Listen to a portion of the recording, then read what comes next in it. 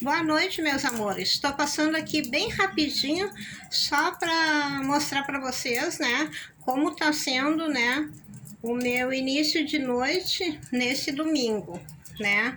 Então, como eu falei para vocês aqui, né, teve temporal, teve vento, agora tá muito frio.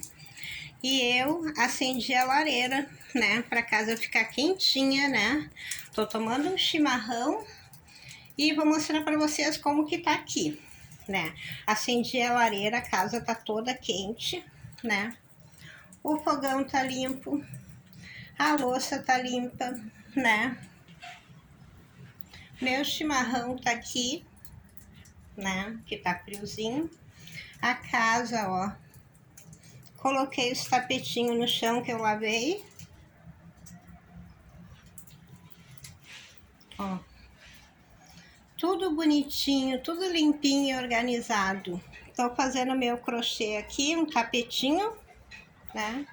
O outro tapete tá aqui, né?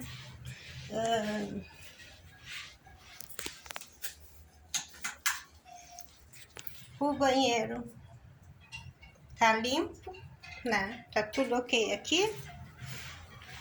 Ó.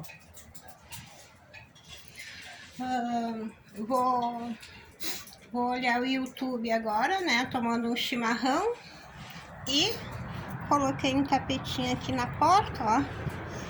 Esses tapetinhos que eu faço de crochê. O tempo tá bem assim, ó.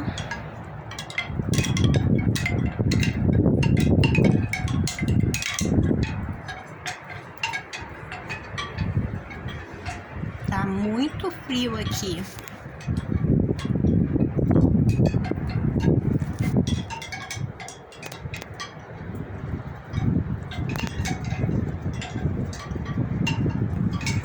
Né? E eu amei, né? A limpeza que eu fiz aqui no pátio.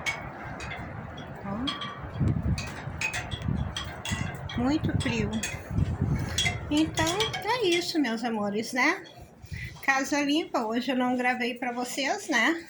A minha rotina.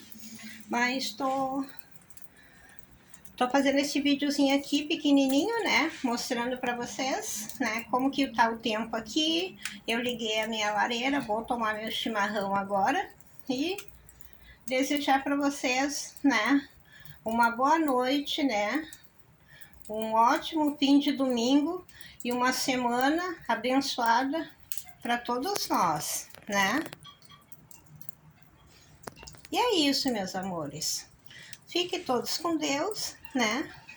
E até o próximo vídeo. Tchau!